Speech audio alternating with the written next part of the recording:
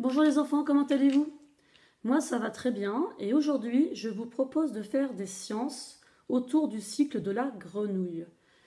L'autre jour nous avions vu le cycle de la plante, de la graine, et là je vous propose la grenouille parce que tout comme le papillon, ce sont des êtres vivants qui subissent ce que l'on appelle une métamorphose. C'est-à-dire que les petits ne ressemblent absolument pas à l'adulte. Si je prends notre exemple de nous, des êtres humains, quand nous sommes bébés, nous avons une tête, deux bras, deux jambes. On ressemble à ce qu'on va être plus tard. La grenouille et le papillon, absolument pas. Donc je vais vous montrer ce cycle avec ce petit livre, La grenouille.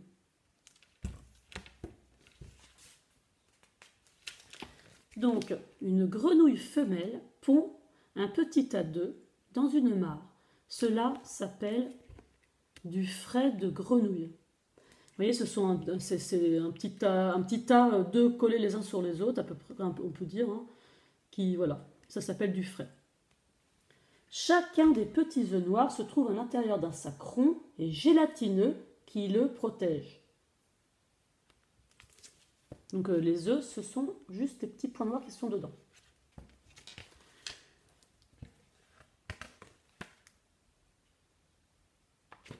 Une semaine plus tard, une tête et une queue se forment dans l'œuf. Pour l'anecdote, là on peut remarquer au-dessus le vol des oiseaux migrateurs. Je vous le signale, vu que nous en avions déjà parlé à l'automne, vous savez, ce sont les oiseaux qui volent, dont le vol forme un V. Parce que nous avons un chef de file là devant qui emmène tout le monde, qui entraîne tout le monde. Évidemment, ils se relaient parce qu'ils vont très très loin. La plupart du temps, ce sont des grues et des oies sauvages. Voilà. Revenons-en à nos têtards. Donc, bientôt, l'œuf se transforme en un minuscule tétard qui se dégage du sac de gélatine. Le tétard se nourrit de petites plantes qui flottent dans l'eau. Pour nager, il donne des coups de queue. Le tétard, lui, il respire sous l'eau grâce à des branchies. Cela ressemble un peu à des doigts recouverts de duvet. Alors, la respiration, c'est un phénomène assez complexe. Mais pour résumer, ce sont des échanges gazeux. Donc, nous, pour faire ces échanges, on a deux sacs ici dans notre poitrine qui s'appellent des poumons. Et donc, on fait entrer l'air extérieur par notre nez et notre bouche. Et tous les échanges se passent au niveau des poumons. Et il ressort l'air chargé, débarrassé de certains éléments et chargé de d'autres éléments, de même par notre bouche et notre nez.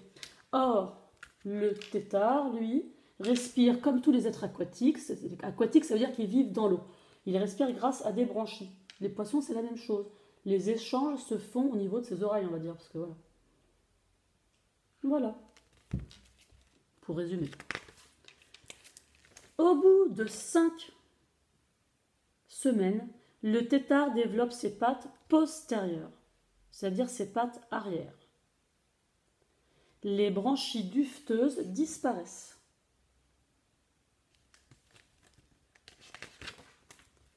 À partir de maintenant, le tétard va respirer avec des poumons. Sa respiration se fait comme la nôtre. Et à tout moment, donc maintenant, il vient chercher de l'air à la surface. Il ne peut plus respirer sous l'eau.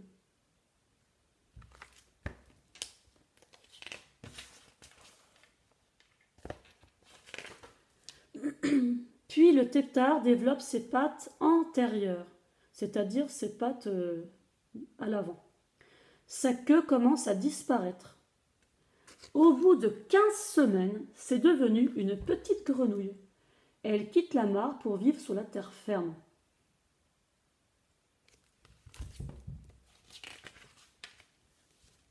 Elle a des pattes postérieures très puissantes qui lui permettent de sauter. Elle se nourrit de coléoptères, d'insectes et de vers.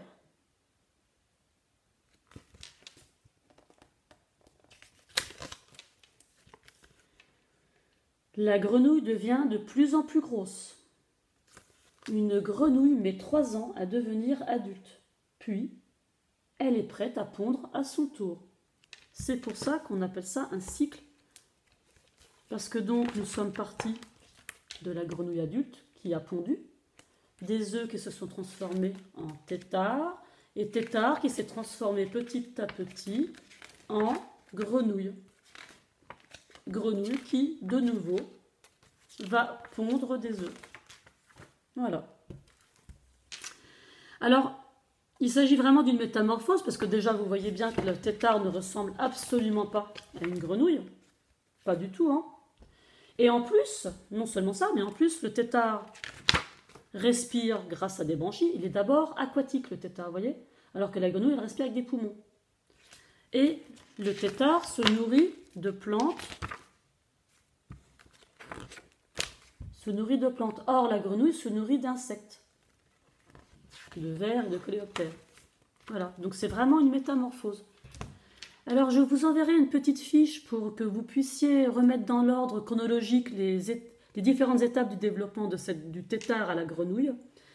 Voilà. Donc, je vous souhaite une bonne journée. Je vous dis à bientôt. Au revoir.